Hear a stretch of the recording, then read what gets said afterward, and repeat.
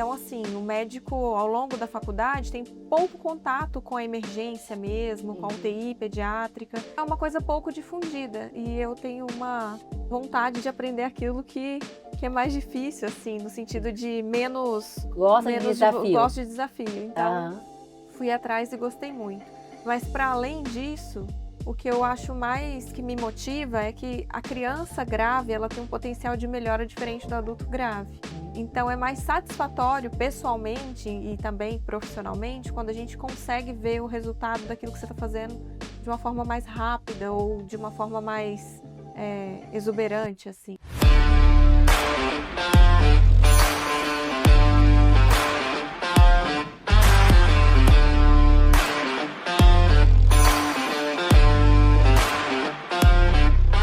Muito boa noite, está no ar mais um DrCast, o nosso encontro quase que diário aqui no meu canal do YouTube, sempre com um grande time de profissionais que trazem com muita expertise, credibilidade e informações para as nossas noites.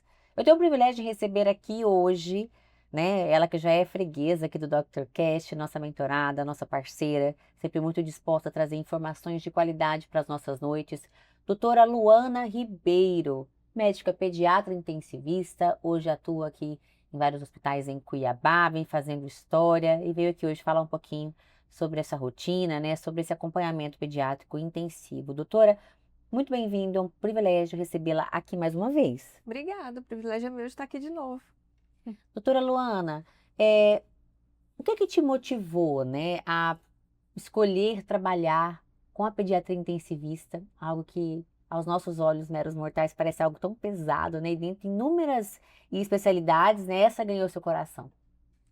É uma pergunta curiosa, né? Aham. Assim, eu já entrei na faculdade querendo ser pediatra, mas ao longo da trajetória, assim, eu fui gostando muito de atender urgência, emergência e doentes graves.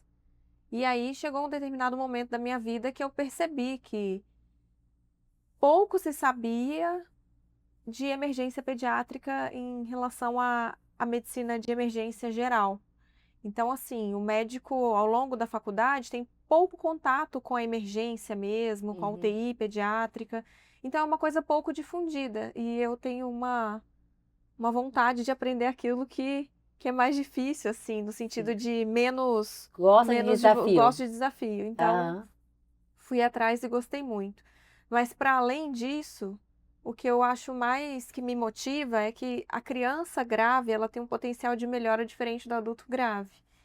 Então, é mais satisfatório pessoalmente e também profissionalmente quando a gente consegue ver o resultado daquilo que você está fazendo de uma forma mais rápida ou de uma forma mais exuberante, assim, entendeu? Então... Dentro do que você aprendeu na residência, na própria faculdade, você acha que há um distanciamento entre o que é ensinado e o que é vivido de fato na prática? Existe. Infelizmente existe. Né? Tem coisa que você vai aprender quando tá ali na lida mesmo. E às vezes o que eu percebo é que, pelo menos posso falar de mim, né? Durante a faculdade, às vezes a gente estuda algumas doenças e a gente espera que aquilo se apresente exatamente como está ali, como você está estudando. E aí, quando você vai para a vida, né? Quando você está ali no pronto atendimento, ou numa sala vermelha, ou até dentro da UTI, o paciente não lê o livro. Né? Então, ele vai se comportar de outras formas. E às vezes você precisa adaptar aquilo que você conhece e buscar outras alternativas, porque só diagnostica quem pensa no possível diagnóstico, né? Com certeza. Então, isso motiva e isso faz ser diferente a prática da teoria nesse aspecto, entendeu? Que nunca é nada 100% como está escrito. Que assim, dedigne tão na clássico. literatura, né? Exato. No seu dia a dia, o que mais chama atenção, quando você recebe pacientes em estado grave? Tem muita coisa que chama atenção, né? Assim, mas o que tem me incomodado mais nos últimos meses de atuação é perceber que o básico bem feito não está sendo bem feito, sabe? Eu penso que ninguém precisa ser um gênio da medicina. Não precisa. Eu também não preciso. Mas eu preciso saber fazer o básico bem feito. Porque é o básico bem feito no início que muda o prognóstico depois. É claro que ao longo de uma história natural de doença, várias coisas podem acontecer. Mas no estágio de doença grave, o que você faz no começo pode ser determinante do desfecho. Tanto para um desfecho bom quanto para um desfecho ruim. Então, o que eu tenho sentido na minha prática nos últimos tempos, assim, é que o básico tem se perdido. Isso é Por esse lamentável. motivo, muitos pacientes têm se agravado. Você considera que seja isso? Sim. Você percebe que há um padrão de falhas ou dificuldades que se repetem muito? Eu não diria necessariamente falha, não sei se essa é a palavra, mas eu percebo isso, que é a dificuldade geral de enxergar e executar o básico. Quando você fala em básico, né? O que é o básico não está bem consolidado. O que exatamente você quer dizer com isso? O que seria o básico para você? Duas coisas para mim são fundamentais: Uhum. anamnese e exame físico. Uma anamnese muito bem feita. Então, assim, especialmente em pediatria, a gente tem exame físico que muda conforme faixa etária, Sim. né? A criança, o bebê de recém-nascido, ele tem uma frequência respiratória e uma frequência cardíaca para a idade, que é normal. Uma criança de 2 anos já é outra, uma criança de 10 já é outra, um adolescente já é igual a um adulto. Sim. Então, saber o que é normal é fundamental. Então, o exame físico ali bem feito, considerando ali as faixas etárias, isso para mim é o básico do básico na pediatria. E muitas vezes não é feito. Negligenciado. E a história, porque eu diria que 80% do diagnóstico é história. Então, às vezes a gente vê lá um sumário de internação do paciente grave. Ah, e uma criança com tosse, coriza, febre, evoluiu com desconforto respiratório, agora está entubada. Aí você fala, gente, mas calma. O que tem antes dessa história dessa criança, O que entendeu? levou para a intubação? Essa febre dele, cadê as características semiológicas da febre? Vem de quanto em quanto tempo? Qual é a temperatura? Teve algum outro sintoma associado? Tem algum fator de melhora ou de piora? Dor também, são 10 características semiológicas. Isso é básico. O médico de hoje, ele quer exame. E ele não faz o básico. Então, para mim, de nada adianta eu ver um raio-x feio se eu não examinei a criança, porque não necessariamente a criança de exame físico vai corresponder àquele raio-x, e o contrário é verdadeiro. Às vezes a criança grave, ela ainda não tem uma alteração exuberante ali de raio-x ou tudo, mas você já tem vários sinais que ela te dá, sinais físicos mesmo e de história, que podem te indicar que aquilo é potencialmente grave. Então, quando eu falo de básico, é isso: é anamnese e exame físico bem feitos. E aí eu não sei, assim, precisar se é falta de tempo, que eu entendo que os prontos-socorros são muito corridos, né? E isso é uma dificuldade estrutural nossa Você acha enquanto que pode vir país. da formação, da falta de treinamento prático, ou até a rotina exaustiva desses profissionais? Acho que isso contribui, mas é uma miscelânea, sabe? Da pressão, né? Do cara que está ali na porta atendendo, que tem várias fichas para dar seguimento, da falta de atenção pessoal daquilo que realmente importa, e às vezes até uma dificuldade de dedicação, porque não gosta da pediatria ou por N motivos. Da formação, porque a gente sabe que nem todas as escolas médicas hoje têm formado profissionais de qualidade, infelizmente, né? Sim. Então, acho que é uma miscelânea de fatores. Como que isso impacta diretamente, Luana, no desfecho desses pacientes? Impacta porque a gente só diagnostica o que a gente sabe. E se a gente não faz uma anamnese bem feita, a gente não consegue fazer um diagnóstico bem feito. Com certeza. Se a gente não faz o exame físico bem feito, você não consegue fazer um diagnóstico bem feito. Vou te dar um exemplo. Recentemente, passamos por uma situação na UTI em que uma criança foi regulada para nós como uma suspeita de um abdômen agudo, que é onde tem alguma causa abdominal ali, inflamatória ou infecciosa, ou enfim, tem várias causas aí de abdômen agudo. E aí, quando a criança chegou na UTI, que nós coletamos a história da mãe, examinamos a criança, o diagnóstico era outro. Ele tinha um abdômen super inocente, mas o diagnóstico era uma meningite. Meu E veio uma Deus. meningite bacteriana. Então, veja a a potencialidade de fazer mal que a gente tem. Às vezes, no momento da chegada, o paciente muda, isso é fato, ele muda a cada hora, a cada período, especialmente dentro da UTI, em um ambiente grave, que tudo é dinâmico. Mas um paciente que tinha já sinais clínicos, conforme o que a mãe relata lá atrás, antes da admissão, já era para ter suspeitado de uma possível meningite, sabe? Então, assim, às vezes a gente pode negligenciar o básico e isso repercutir lá na frente. A gente conseguiu que esse paciente recuperasse da meningite, foi um paciente que foi embora de alta, mas ele poderia ter evoluído com um desfecho ruim. Com certeza. Por que que a urgência, Luana, e a emergência em pediatria exige ainda mais o preparo específico do profissional? Eu acho que são alguns pilares. Eu acho que ali é o tudo ou nada, né? E mais do que o tudo ou nada, eu acho que exige um pouco de inteligência emocional para saber lidar com mais de uma pessoa. Porque veja, quando você está diante de uma criança, ela sempre vai vir acompanhada Dos pais. de um adulto, ou de 2, ou de 3, né? E aí pode ser os pais, podem ser os avós, quem tiver ali da rede de apoio. Mas muitas vezes o que a gente percebe assim é que todas as pessoas têm naturalmente uma dificuldade em ver uma criança em sofrimento. E quando essa criança em sofrimento é a sua criança, enquanto mãe, pai, tio, você já sai do seu estado natural, habitual de razão ou de controle emocional. Se você encontra um profissional que não é capaz de compreender isso, assimilar isso e lidar bem tanto com a doença da criança quanto com o emocional do acompanhante, esses dois fatores juntos pode desencadear uma série de condutas erradas e uma série de falhas de comunicação e falhas de interpretação. E aí isso vai virando uma bola de neve. Então tem que ter muita tranquilidade e muita vontade para fazer tudo isso.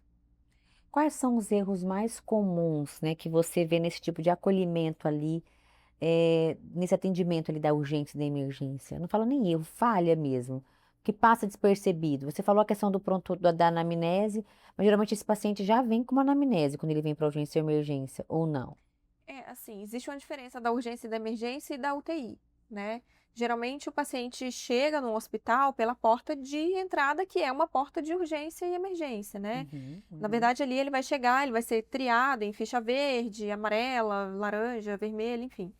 E aí, de acordo com o score de gravidade, ele vai ter uma priorização no atendimento dessa porta, digamos, que é a porta de entrada, a porta de urgência. É claro que se chega, por exemplo, se a criança já chega convulsionando, ela vai chegar direto na sala vermelha. Sim. Ou se é uma criança que já chega em coma, enfim. Então, ela passa por essa triagem direto para a sala vermelha. Mas dali é que vai se fazer a primeira anamnese. Vai fazer o primeiro exame físico e a primeira anamnese. Conforme o diagnóstico dado ali na frente, é que essa criança vai ser encaminhada ou para UTI, ou para enfermaria, ou para casa, se não for nada de urgente, nada de grave, que pode ser tratado em casa. Então, acho que este é o lugar mais sensível, esse é o calcanhar de Aquiles da pediatria, é o pronto atendimento, é a sala também de estabilização, ou sala vermelha, cada lugar dá um nome. Porque é ali que a anamnese vai fazer a maior diferença, é ali que o exame físico tem que ser mais minucioso, sabe? E é ali que a gente tem menos tempo. Como que é emocionalmente para você, enquanto médica, receber um paciente, Luana, que poderia ter tido um outro desfecho com uma condução diferente de um outro profissional? Como é para você lidar com essa frustração, com essa... Porque você, às vezes a família está ali e não sabe o que está acontecendo, mas vocês sabem, tecnicamente, tudo que está acontecendo. É frustrante e é triste. É triste porque quando a gente tem noção do que é a real gravidade, do que poderia ter sido diferente, a gente começa a se questionar se o que você está fazendo ali vai ter algum super efeito, que muitas vezes não vai, mas não por isso. Mas você começa a questionar que tipo de colega eu estou tendo lá fora e se essa pessoa precisa de ajuda ou se ela realmente é uma pessoa que não quer ajuda, no sentido de conhecimento. E eu gostaria muito de poder ajudar essas pessoas, porque às vezes a falta de conhecimento não é porque é uma pessoa ruim, é porque ela não teve oportunidade por outros motivos de aprender de uma forma Sim, melhor. sim, com certeza. E a gente fica numa situação triste porque você fica triste pela criança e você fica triste pelo colega. E é um equilíbrio ali que você tenta fazer entre a empatia pelo profissional, né? Isso. Que fez esse atendimento anterior, né? E é difícil às vezes até você não julgar, porque o julgamento é uma coisa natural e inerente do ser humano. É a crítica com a empatia. Isso. Então, colocar isso na balança e falar, não, calma, tudo bem, isso aqui não posso resolver agora, Uhum. então vou resolver o problema da criança, o que eu consigo, né? O que eu consigo fazer com isso agora, com essa criança agora. E quanto ao profissional, às vezes eu nunca vou ter contato com ele, às vezes eu nunca vou ter oportunidade de sequer saber se ele tem interesse ou não de aprender, ou de mudar, ou de entender também por que que ele teve aquela conduta. Às vezes ele pensou em alguma coisa que eu não pensei, Sim. né?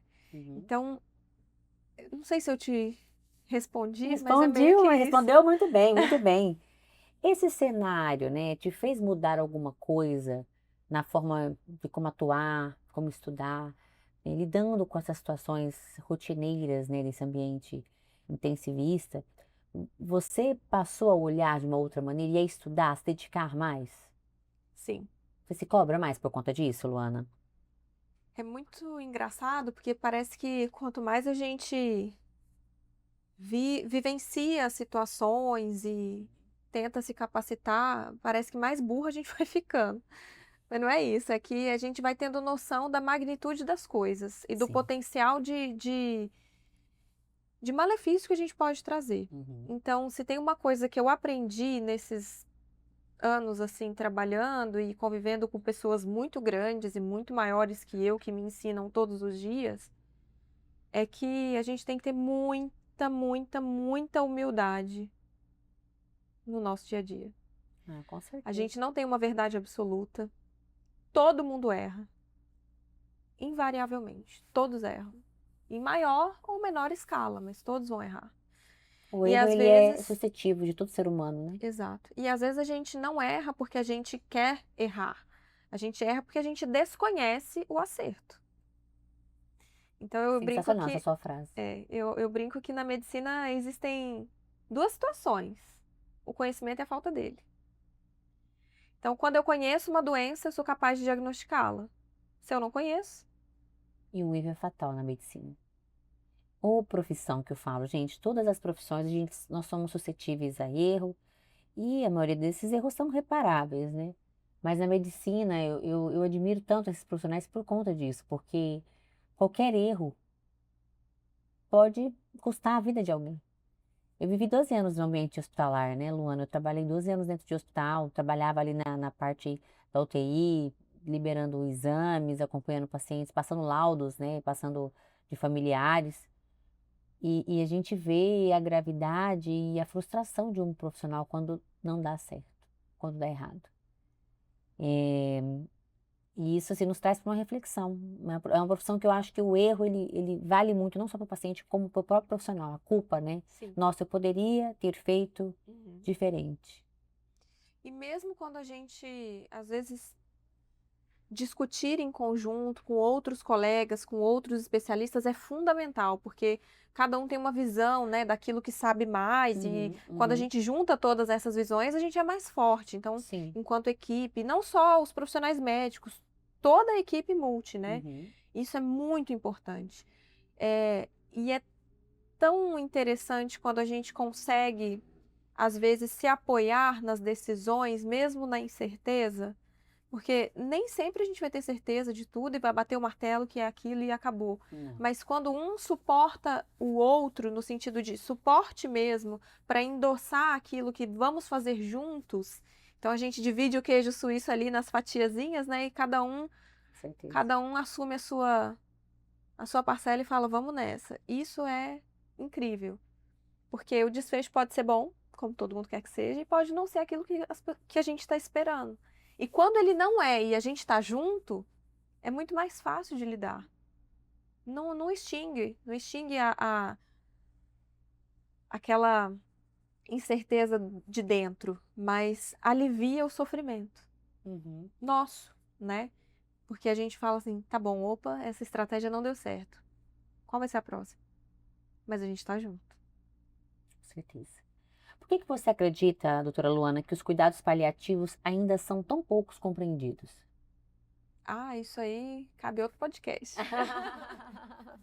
Aham. Eu acho que falta informação, estou sentindo cada vez mais É, acesso, né? falta ainda um pouco mais de acesso à informação e falta quebrar o preconceito. Uhum. E quebrar o preconceito da classe médica. Eu ia falar isso. Você acha que ainda existe uma barreira, né, um tabu dentro da própria medicina? Existe, com certeza.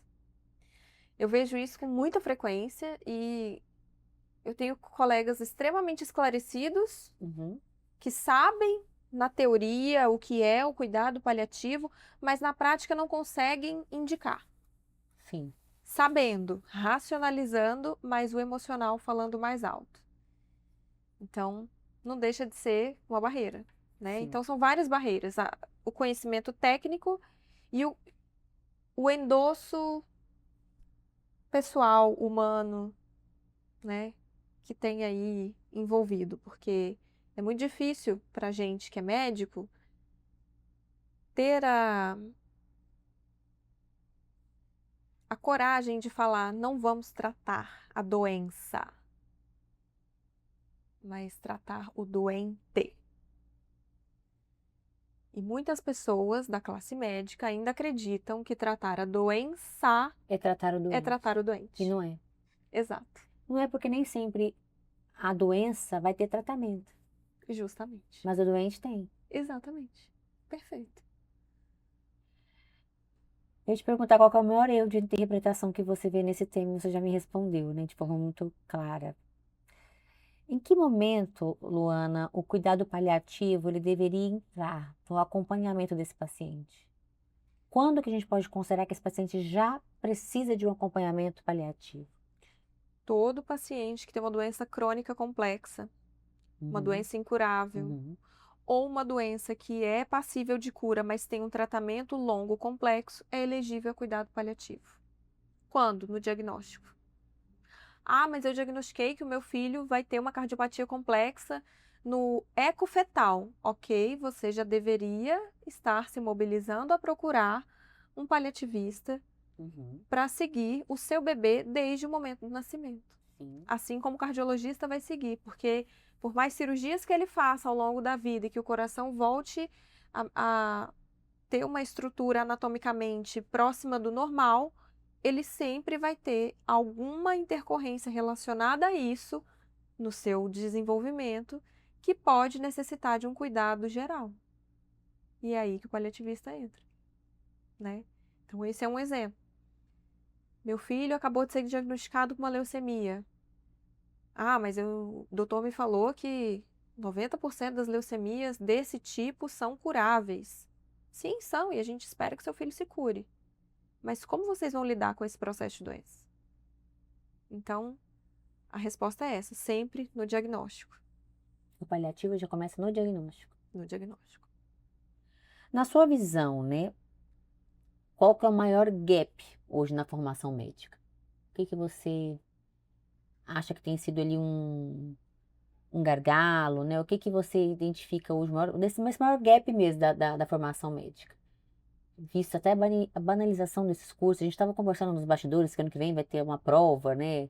E eu acho isso muito bom, porque é uma profissão que vem buscando uma banalização cada vez maior, com lugares até despreparados para fazer formações de médicos, que eu vejo que tem permitido e autorizado o curso de medicina.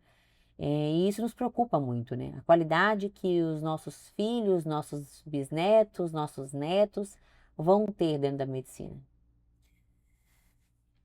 Os gargalos práticos são muitos, eu acho que a quantidade de escola médica despreparada para fazer uma formação adequada, eu acho que eu vejo, né, que a diferença geracional, né, do Uhum, comprometimento que as pessoas têm, pode ser um fator. Não estou sim, generalizando e não quero ser etarista de maneira nenhuma, mas eu vejo que a falta de propósito é o que vai mobilizar esse gap que a gente está falando, porque muito se busca com relação a status, a poder, dinheiro. Você acha que ser médico ainda é um status? Não acho que seja, mas algumas pessoas têm essa ideia. E aí, hoje em dia, com essa questão de mídia social, todo mundo quer ser o influencer, todo mundo quer Exato. ser Quer o aparecer um melhor mais que o médico, outro, mas ninguém quer passar pela formação daquele cara que tá lá, que, que é o cara. que já trilhou um caminho, sabe? As pessoas querem ser, mas não querem. Passar pelo processo. Exato. Então, acho que o propósito é o que faz a gente passar por um processo, né? Quando a gente fala de medicina, vou dar o exemplo da minha especialidade, pediatria. Eu fiz 6 anos de faculdade, 3 anos de pediatria, 2 anos de terapia intensiva pediátrica e mais 1 ano de cuidado paliativo. 6 anos estudando, 12 anos estudando no 12 anos total. estudando. E aí tem gente que se forma em 6 anos e faz uma pós-graduação de 24 meses ou de 18 meses em pediatria. Eu, em 3 anos, eu não sabia o que era pediatria. Como que uma pessoa que vai a cada 15 dias vai, vai ter uma carga de trabalho e de conteúdo prático equivalente? Essa pessoa pode ter estudado mais Uhum. teoria e pode ter colocado alguma prática na vida, né? Dando plantão e tudo, mas e a supervisão? E o comprometimento?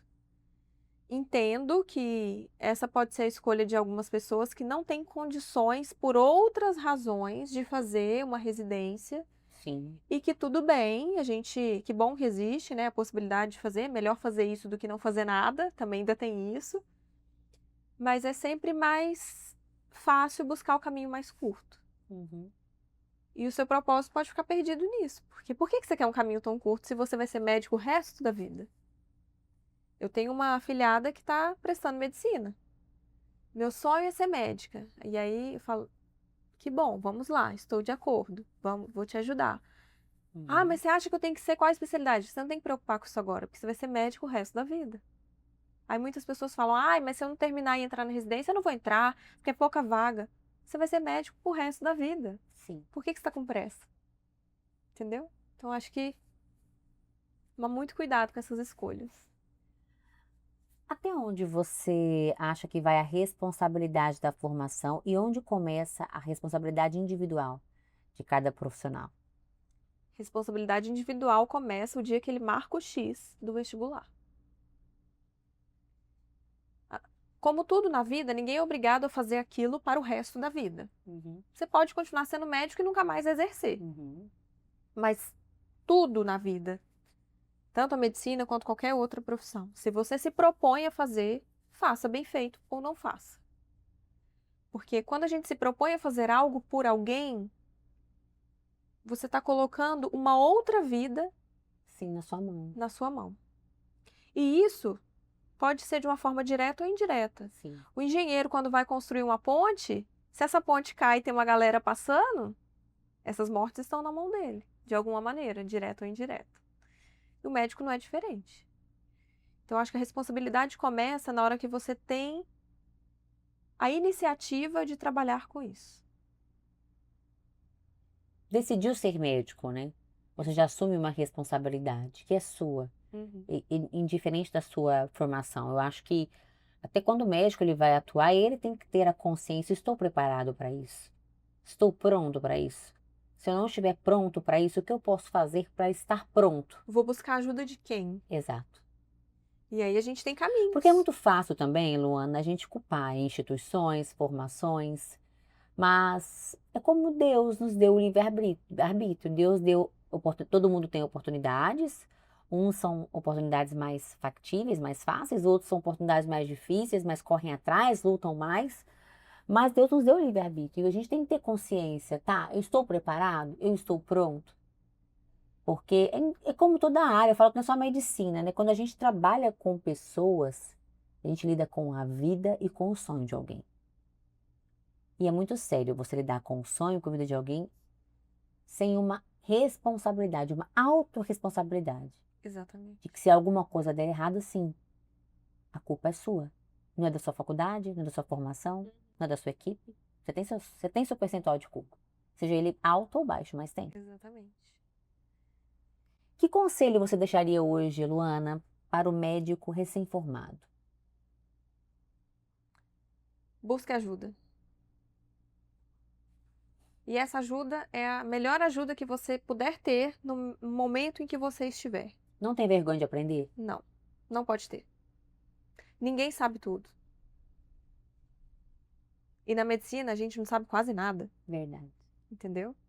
Então, assim, não sei fazer isso. Enfermeira, me ajuda? Ela vai te ensinar. Uhum. Não sei aspirar uma traqueia. Meu Deus, físio, me ensina. Ele vai te ensinar. A vida é troca. E você troca com todas as pessoas ao seu redor. Desde as mais assistenciais até as mais, digamos, não intelectuais no sentido de saber mais, mas aquelas intelectuais cientistas, né? Porque tem muita gente que trabalha muito mais com ciência do que com prática, né? Tem gente que fica ali por conta de estudos, enfim. A dica é procure ajuda, procure aprender com todo mundo, procure saber como que aquele cara que você admira está fazendo, qual caminho ele fez para chegar até lá. E aí, quando você conseguir chegar naquele lugar que você admirava tanto aquela pessoa, você vai ver que, meu Deus, eu ainda não sei mais nada, você vai buscar outro ponto de referência. Então, esse movimento de estar buscando pontos de referência e saber para onde você está querendo ir é muito importante também. Te direciona. E para quem já está na prática, Luana, mas sente insegurança em situações críticas, o que você diria? Me procura. Ai, que legal. Isso mesmo. É, brincadeiras Vocês, à nós parte, somos mas servos, né, Luana? é A gente está isso. aqui para servir. Procure ajuda. É o mesmo conselho. E Legal. a ajuda pode ser um curso, uma Você acha que tem mentoria. muita vaidade no meio médico? Muita, muita. E é interessante que as vaidades mudam. Tipo assim, eu não quero fazer isso porque eu quero fazer assim. Aí o outro, mas eu não sei o que lá. Isso dependendo de onde você tá. E dependendo do lugar que você tá, se o nível for mais elevado. Não, porque eu li o artigo de que saiu ontem. Não, mas eu li o artigo que saiu meia hora atrás. Então, os Aham. egos, eles, eles mudam Oscilam? oscilam de forma, mas sempre estão ali presentes, entendeu? A questão é, você está tendo isso, mas tem efeito positivo no seu paciente? E se não tiver e não for baseado em ciência, não serve. Uhum. Se é baseado em ciência e tem efeito positivo, tudo bem, pode ficar com o seu ego. Mas faça pelo doente, Não é por você. não por você. Quais áreas você acredita que todo médico deveria revisitar com mais frequência? Fala áreas de estudo, áreas de, de prática, quais áreas você acha que eles deveriam sempre estar em contato para aprender? Agora você me apertou. Vai falar UTI, tem se ver. Porque a sala vermelha, uma urgência, uma emergência. Isso depende muito do seu ponto de referência da sua prática. Uhum. Tô falando isso Mas onde é porque que, qual a área do hospital, quando vocês estão na residência, que vocês mais aprendem, que vocês mais ralam, assim, falando linguagem, qual área? a de maior trabalho, assim, de volume, eu diria que realmente são os prontos atendimentos. Uhum. Agora, a de maior Complexidade. complexidade, eu diria que é a UTI. É lá onde você aprende todos os dias?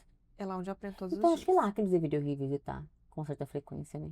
Mas a enfermaria é um lugar muito importante também, porque muitas vezes o que a gente faz dentro da UTI, às vezes a gente não consegue fechar um diagnóstico complexo.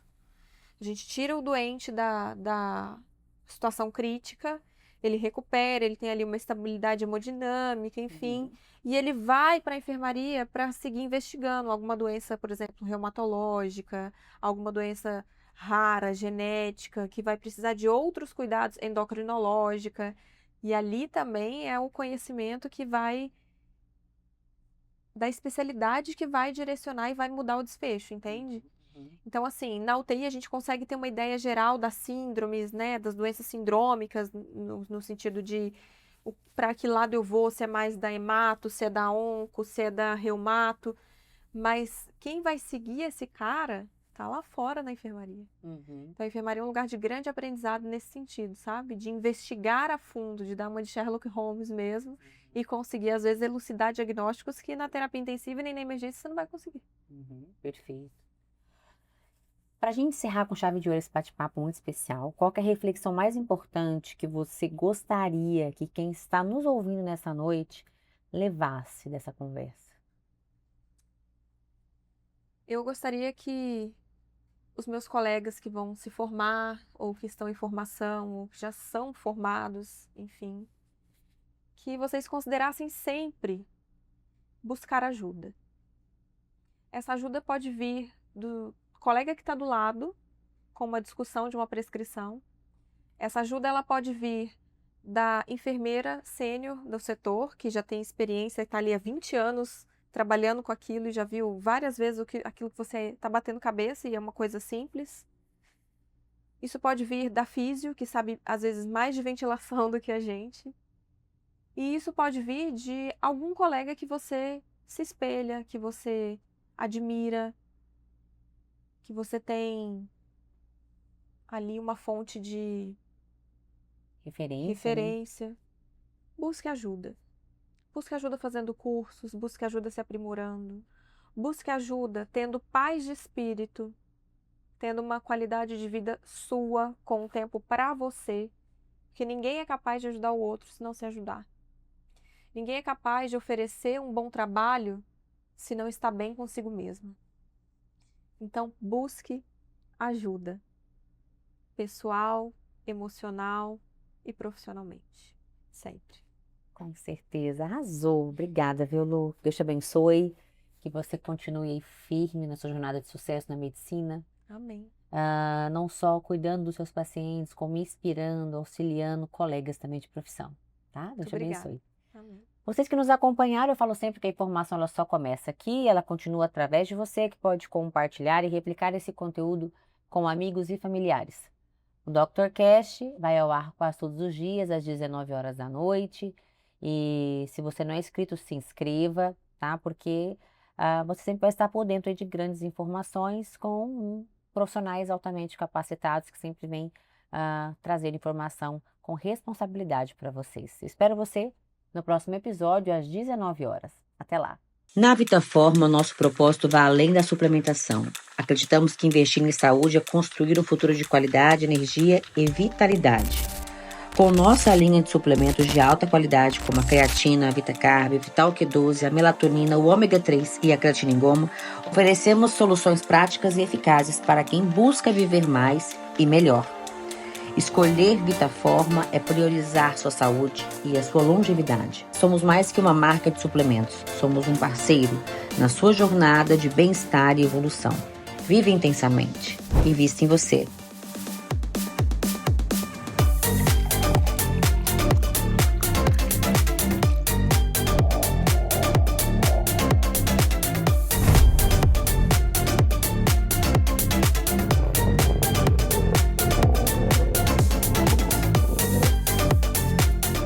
Vitaforma, uma nova forma de viver a vida. Conheça a farmácia de manipulação Splendore.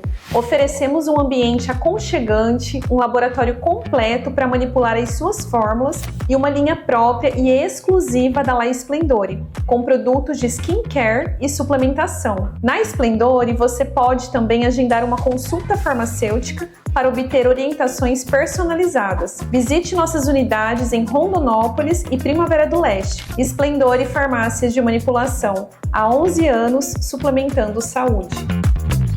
Cuiabá se transforma com a força e a qualidade da CGB Pré-Moldados. Nossas estruturas pré-moldadas são projetadas e fabricadas com a mais alta precisão, seguindo rigorosos padrões de engenharia e a expertise de décadas do Grupo Panucci. A CGB faz parte do Grupo Panucci Pré-Moldados, que possui a certificação internacional ISO 9001, sinônimo de experiência e confiança desde 1986. Na CGB, unimos tradição e inovação para construir o futuro de Cuiabá. Nossos galpões e barracões são feitos sob medida para o seu negócio, com a garantia de quem entende do assunto. CGP Pré-moldados, a sua melhor escolha em Cuiabá.